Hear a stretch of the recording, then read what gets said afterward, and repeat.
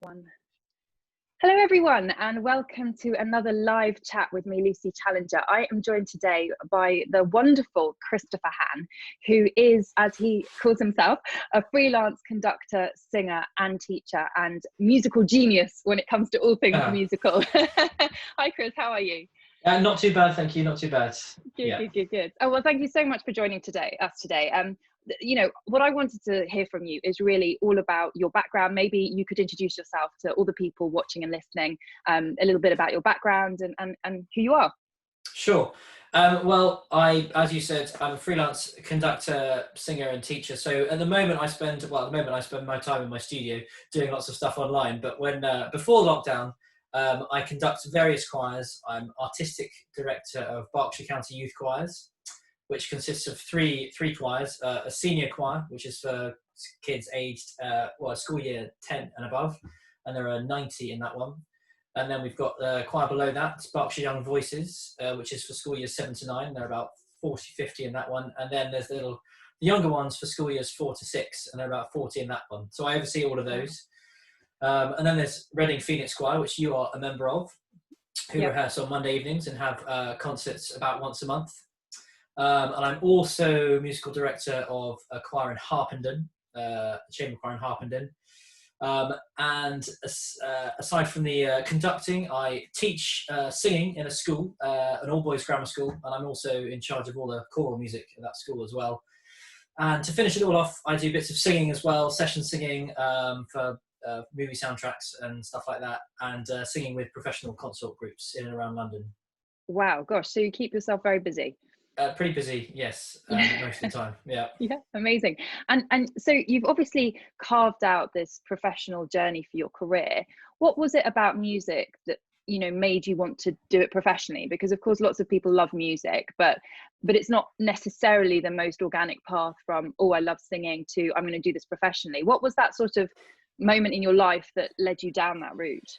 I suppose the moment that really kick-started it in terms of a career for me was during my time with the National Youth Choir.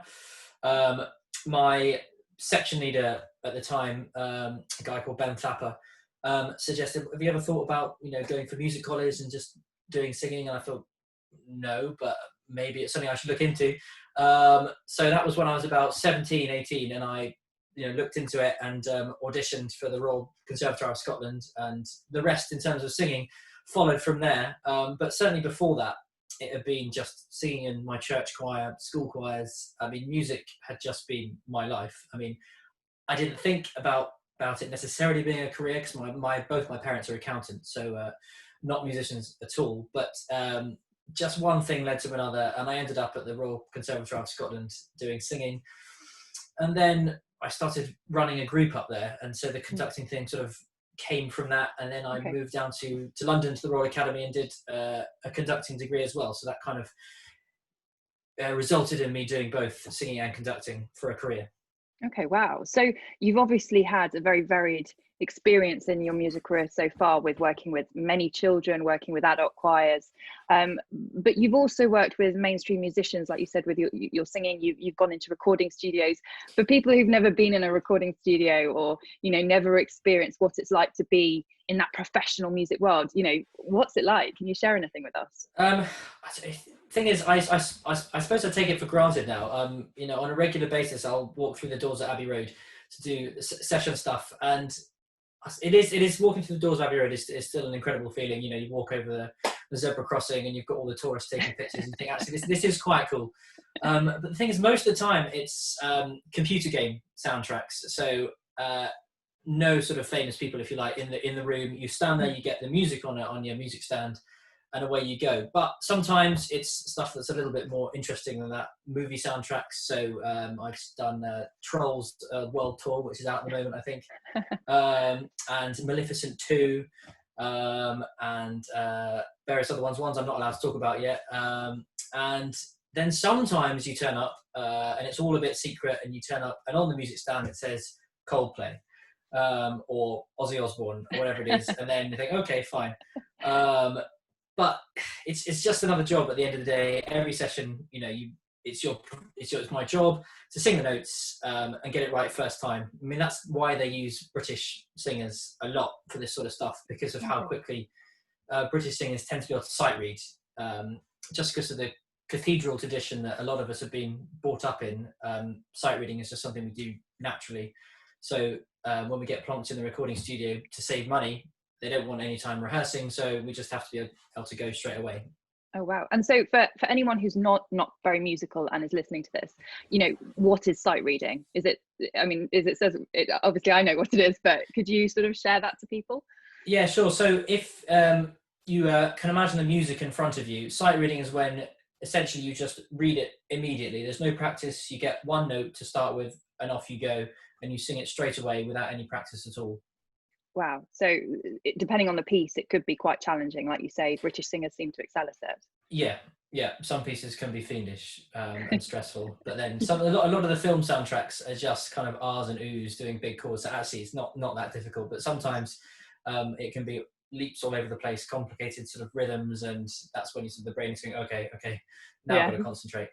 Oh wow, gosh. Well, my 4.5-year-old absolutely loved the Trolls movie, and we've just watched the World Tour movie, and so he will be very excited when I share with him that you were involved in that. And you know, children have that fascination with music. I mean, I loved music from a child. I sung as a child and played the cello and really found that passion as a youngster. And you obviously work with a lot of child choirs and from all ages. How you talk about going into conducting and then obviously naturally going into choirs, but you work with a lot of choirs. So how did that come about? What's it like working with people en masse? Because that's quite different from a recording studio. Yeah. Basically, when I was at school, I just liked being in charge. It's essentially what it boils down to. So I set up a little barbershop group and a chamber choir at school just because I wanted to be in charge of everybody else. And wherever I've gone, I've always ended up basically starting a little group so I could conduct and be in charge, essentially. So that's kind of how that evolved.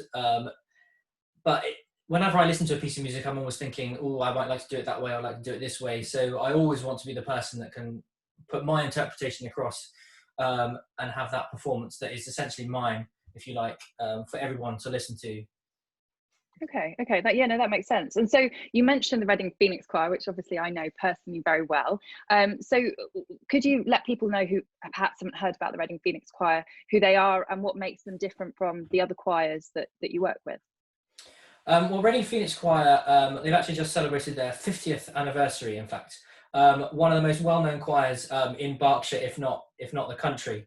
They are about 50 strong, but what makes them truly unique is the fact that they sing pretty much everything from memory, everything off copy, so no music at all, and also pretty much everything mixed up. So you may have heard of this, in a choir you have sopranos, altos, tenors and basses, but in Reading Phoenix Choir, no soprano will be stood next to another soprano and no tenor will be stood next to another tenor. So you have that homogeneous sound where everyone is surrounded by other voice parts. And I think personally it makes a huge difference to the tuning, the overall blend of the choir compared to other choirs that I've worked with. Wow, that's amazing. So how, if someone wanted to join a choir or become part of a choir, I mean, there's so many choirs out there. Obviously the Reading Phoenix Choir is one of the best, but if they wanted to join one, where do you go? How do you even begin to join a choir? What would be sort of your advice or top tips for that? To be honest, the best thing to do is just go on Google and search choirs in my area, and then you will find a whole list of different types of choirs: rock choirs, choral societies, chamber choirs, all very different and all offering different things, but hopefully one of those will offer what you're looking for as an amateur singer to join. Obviously the big choral societies will do the big works like Messiah by Handel and things like that, and the smaller choirs will do perhaps more unaccompanied stuff, and then the rock choirs will do stuff with backing tracks and do more poppy stuff. But there's always going to be something out there for everybody in terms of choral singing. Yeah, no, I absolutely believe singing feeds the soul and makes does. Joyous emotions awake. Yeah. So even if you know you're not a great singer, being part of something like that can be really, really positive for the spirit and the soul and the mental well-being. I think it makes a really, really big difference. But it was interesting you talking about sight reading earlier, because Do you find that sight reading crosses over into other areas, being sort of challenging, not challenging? You know, do you ever compose music yourself? Do you create music as an musician? I've never composed anything, but I used to do a lot of arranging when I Okay. was younger. I don't really have any time for it anymore, unfortunately. But What's the I difference? What's the difference between composing and arranging arranging? is where you take an existing song, say a song that Reading Phoenix Choir have done, for example, of one of my arrangements is "Crazy Little Thing Called Love." So I took Queen arrangement and then arranged it for unaccompanied choir. Okay. But I've done various other arrangements as well throughout my time. But yeah, unfortunately, just don't have the time to do any of that No, anymore. of course. So if someone wanted to start doing musical arrangement or composing, is there any guidance you can give them? Any top tips that you could share? I think if you're gonna start composing, the most important thing you can do is find the words, the text that means something to you. Because when you read the text, it has to spark some kind of emotion in you as the person writing the music. Otherwise, you can't then hope to write anything that is going to spark emotion in the listener. So you've got to find the text that means something to you, and then hopefully you'll find that the tune, the harmony will start to emerge from just reading the words. Yeah, you're so right, because music is so emotive. It creates feelings and emotions, and words that we use flavor that entirely. So by starting from that literacy point, you enable sort of everything to grow from it. So it's a really interesting point to sort of approach it from the words to begin with, and let that grow. And you know, with my own business, we we teach a module about ambience, and ambience so much so is set by music. You know, you walk into a lovely restaurant or a home or wherever, and if you hear music, it affects you emotionally, and that's what you as a musician, composers, they're all creating, is it that emotional feeling? Yeah, absolutely. Yeah, no, it's fascinating. And it's funny, going back to children, I mean, with my 4.5-year-old, he loves to do robot dances. So he gets up and he loves dancing, and then his friends come over and they want to put the nutcracker on, and they all dance around pretending to be fairies. But working with children and your career to date, you must have had some funny experiences or unusual stories or anything. Could you share any sort of funny moments you've had in your career to date? Well, none of them sort of with the kids actually spring to mind, but one particular one, I suppose, when I was singing with a choir called Polyphony. We were doing a concert in Belfast, I think it was. Quite a serious concert. We were doing a piece by Benjamin Britten called Hymn to St. Cecilia. And it starts with the tenors just on a very quiet high notes going in a garden, and the conductor brings us in, and at that moment my voice just completely cracked. It went and the entire tenor section initially just collapsed. I mean, that was, they couldn't sing. Then that sort of spread to the rest of the choir, and for about 2 or 3 minutes we just couldn't do anything. The entire choir had gone. I was mortified, but also laughing at the same time, and it took about 3 or 4 minutes to eventually get the piece restarted. So embarrassing and funny at the same time, I suppose. Well, this was during a performance? During a performance, yeah. Do you think the audience noticed? Absolutely, they probably noticed the choir completely corpsing. I'm pretty sure the conductor had to turn around and apologise to the audience and said, "We're going to have to restart the piece." Oh my gosh. There you go. I mean, it's the life of a tenor. Tenors often crack on notes, and I've had my fair share of those. But that was a particularly bad moment, because often when you do it, it's in the middle of a piece, but this was right at the start. The opening. Oh gosh. Oh my gosh. Oh gosh. Well, live performances, that's what keeps it alive, right? It keeps it entertaining for what the audience are coming for real emotions, be it comedy or not. But going back to sort of what I mentioned earlier about the training, one of the modules we teach is ambience, but we also teach about setting the scene and finishing the touches and discretion, and I think music plays such an important part in so many people's lives, be it professionally or not, and that's what I find really inspiring about the work that I do with teaching, is that you allow people access into new worlds and new thoughts that they might not have. And of course, at the moment we're in the lockdown, so we are stuck at home, but once that eases and we go back to a bit of inverted commas normal life, there are so many ways people can access music and learning around the world.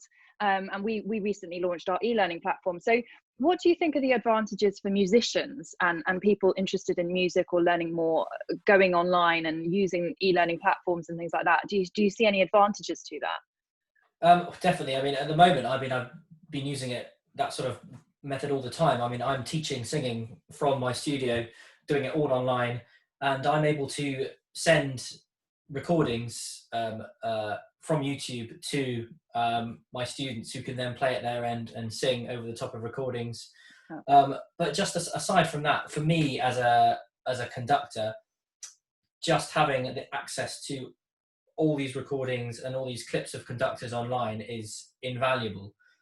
If I wanted to conduct, looking at to conduct a big orchestral work, for example, with choir, I think, okay, not really sure how I might bring that section in or what sort of tempo to do. I could just go on YouTube and look up, famous conductor, maybe Simon Rattle, saying, right, how does he do it? And then look up another one, Carlos Kleiber, how does he do it?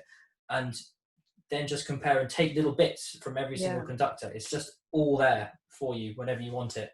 Yeah, so powerful, isn't it? I mean, we know the internet is this amazing tool, but I think the lockdown has really elevated our use of the digital world, in a professional sense. You're teaching online now, so you're accessing your students, and you could teach someone in Peru. You could teach someone around the world. I mean, that's a really cool concept. Yeah, exactly. My wife at the moment is, in fact, she's teaching online as well, but she's teaching a student who wanted lessons, who lives in Hong Kong. Wow. So she's in our studio, and a student who just got in touch is in Hong Kong, and there you go. That's the power of the internet.